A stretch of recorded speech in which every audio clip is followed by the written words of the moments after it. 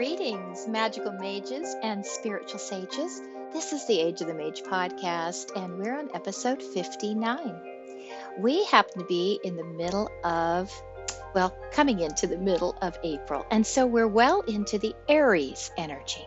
And I'd like to tie this in because any of you out there that are practicing magic or using principles of the spirit, possibly for manifestation reasons or for reasons of alchemy, transformation, and change, it is always a good thing to kind of harness and take advantage of the natural energies that are surrounding us. So right now, we're in this Aries moment of time.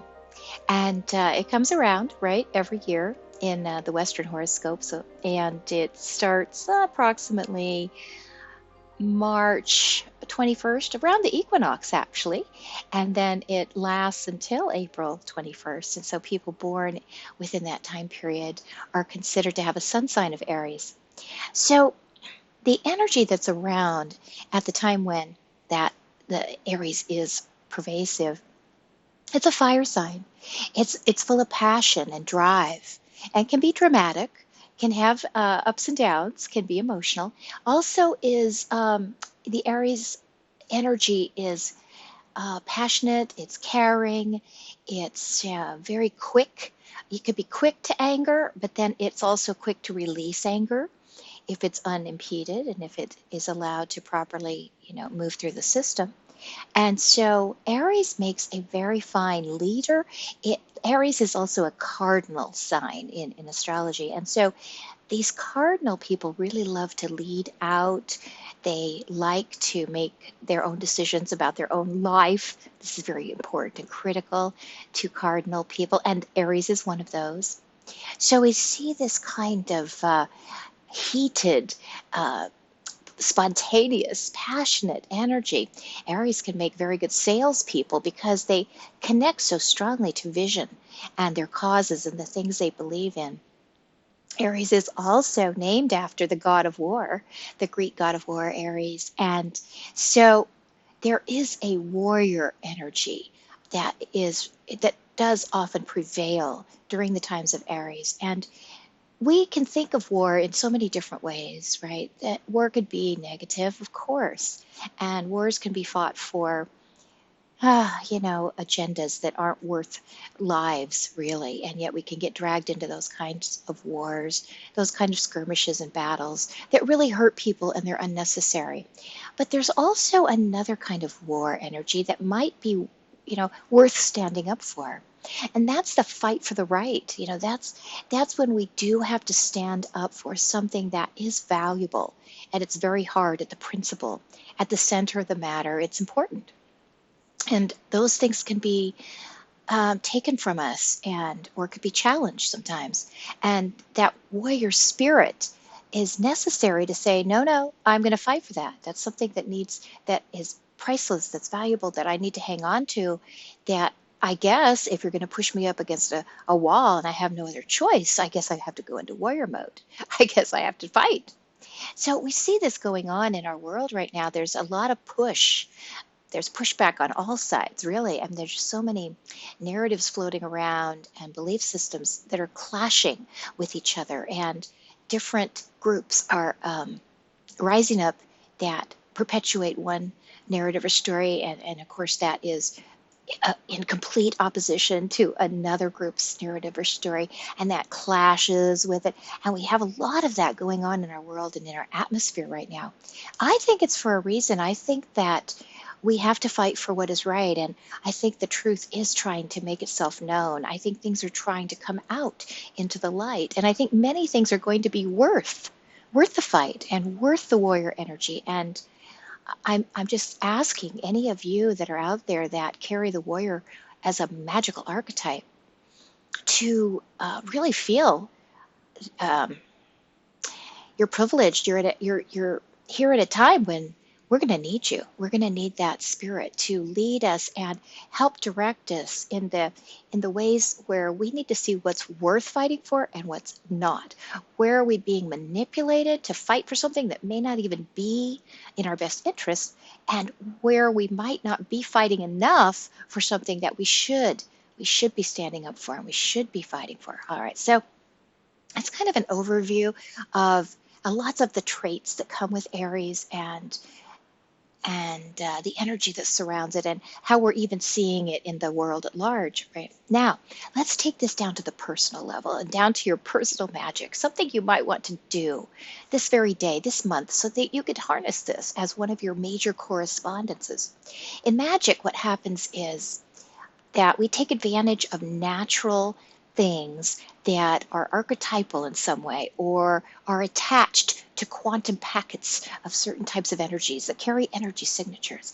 And these become what we call correspondences.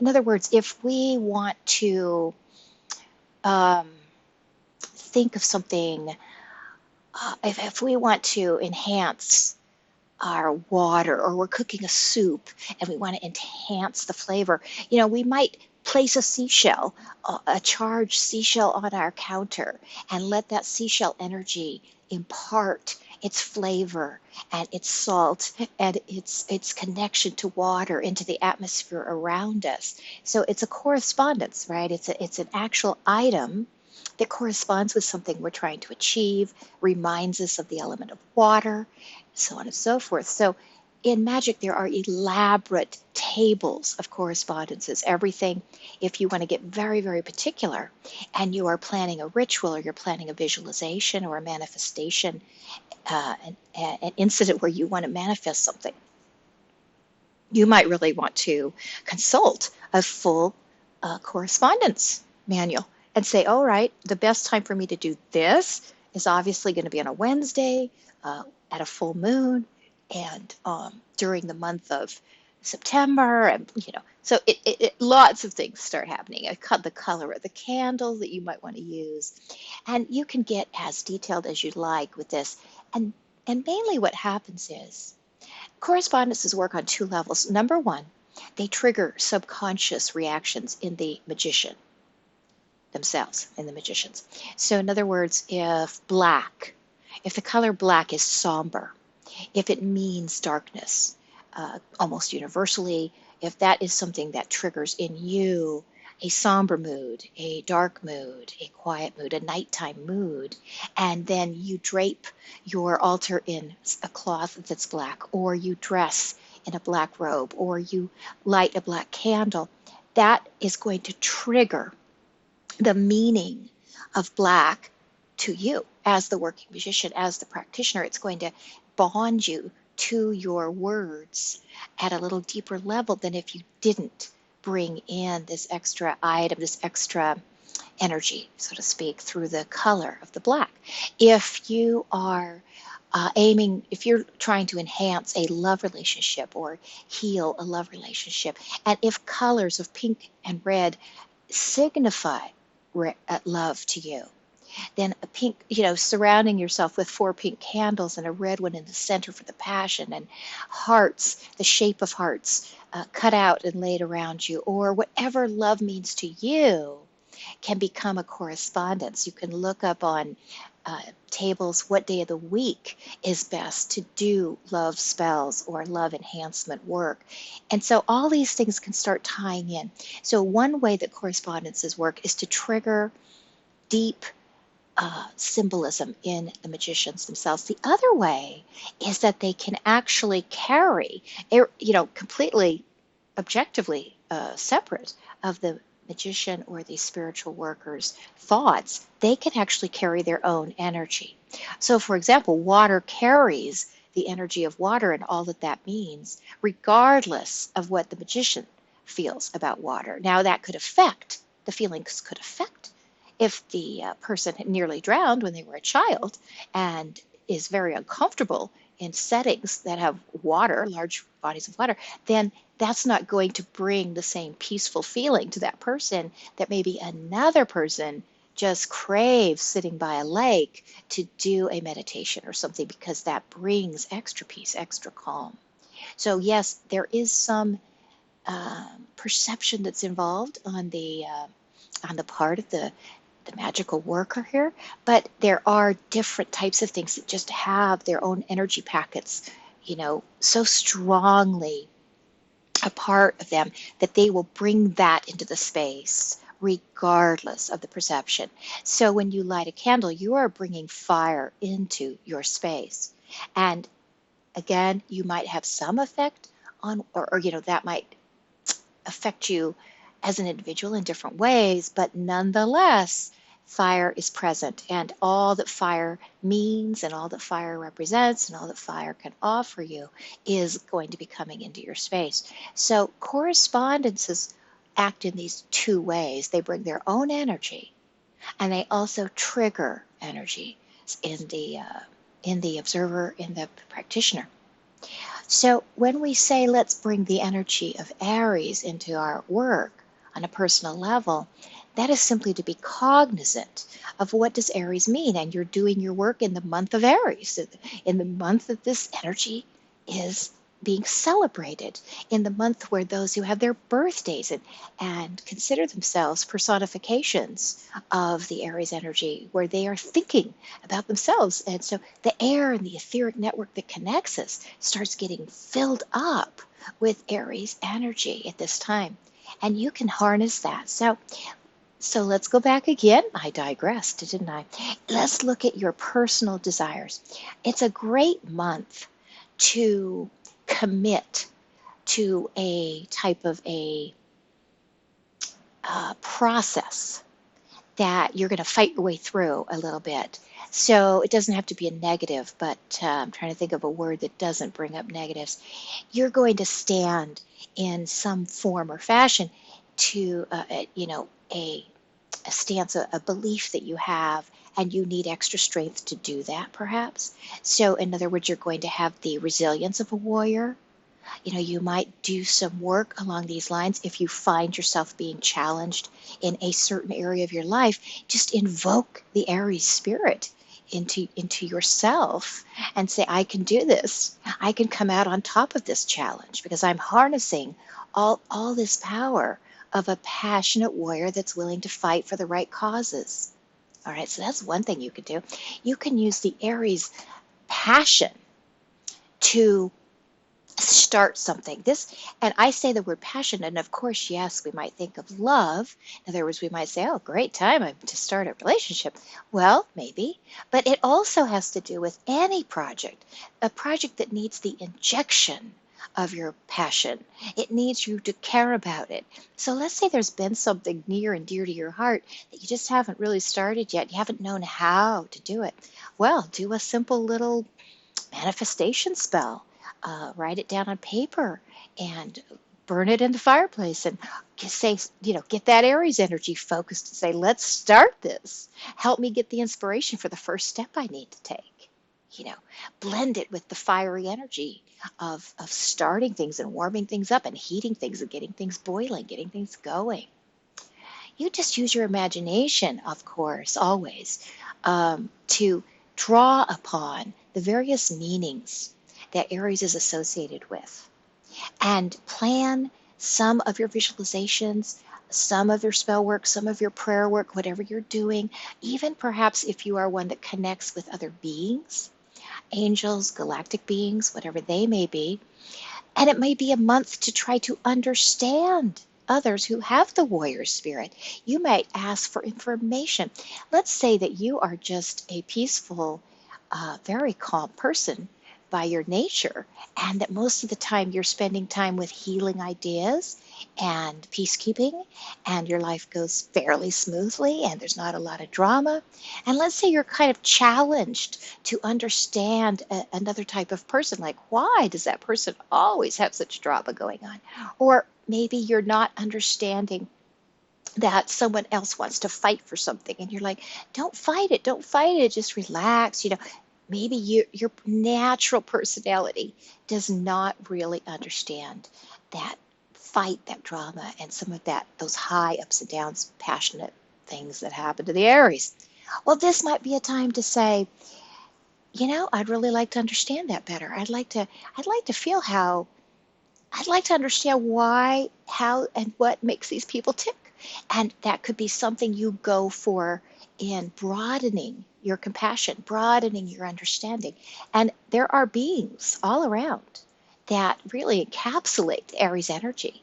And there are archetypes you can connect with that would be happy to share and show you all the good sides of that Aries energy and what it means to be that kind of passionate, driven, headstrong person, and how that has served them in their positions and in their functions and in their roles, wherever they may be. Perhaps they're serving on another planet, another plane, in another dimension as a general of a military branch or something. And, think of the fascinating conversations that you might be able to open up to. If that is something in your wheelhouse, if that's of interest to you. So the point is to kind of embrace where we are whenever we want to work on ourselves or work towards a manifestation of one of our desires. We actually help. We help the whole process if we just take some time for just a few of these kind of major correspondences. Like, for example, the if you need to kind of burn through, get something out of your system. Again, another great time to do it is during an Aries season.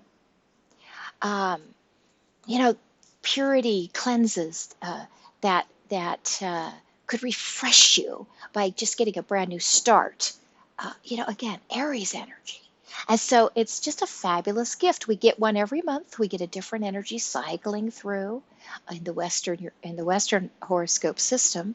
I know there's many systems, but because the Western horoscope system is in place, there are etheric thought forms that are built up around that. And so even if the system readjusts itself, even if new ones come into play, you can still harness the long-term etheric frameworks that surround the current most popular system.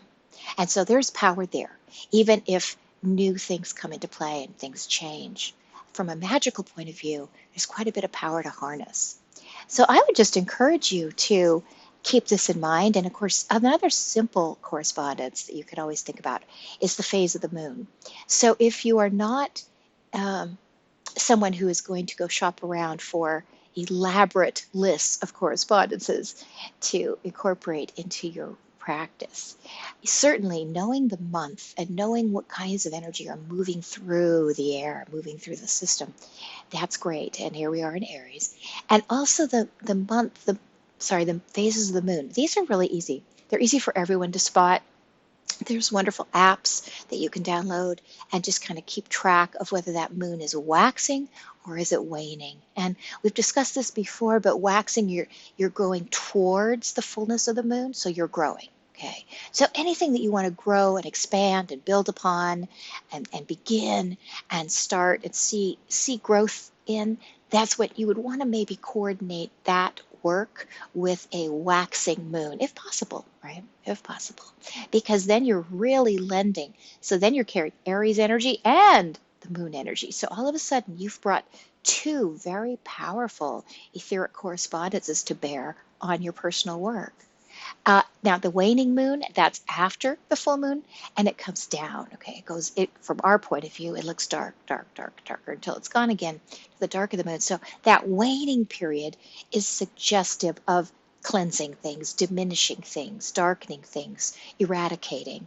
That type of energy. So if your focus is to get rid of something or cleanse something from your personal life or diminish something, then to start that with the Aries energy, you want to take that in mind. It could be like a diet. I want to lose weight. All right. Well, starting it on a waning moon where the energy of losing and diminishing is with you. And then Aries, who's willing to jump in and give things a really good try and burn through things that are inappropriate. That could serve you. That could work. So you use your own imagination and you get to the point where you see and feel your way through these correspondences. And it will add a lot of flavor and additional layers to all the work that you do. And it even strengthens you. because subconsciously we feel like we've got some helpers on our side. We've got some energies that are supporting the work we're trying to do. So even on a subconscious or psychological level, these things can really help. They help strengthen you. So they tie into your magic directly. They offer their own energy to you. They offer the symbolism that triggers meaning inside of you, and they just can support you all the way around. So I encourage you to have fun with Aries energy and look it up online and find out all about it and what makes an Aries, and then inject that into the work you plan to do this month. And I will be back soon, and I will leave you with that message for now. Bye. Bye for now.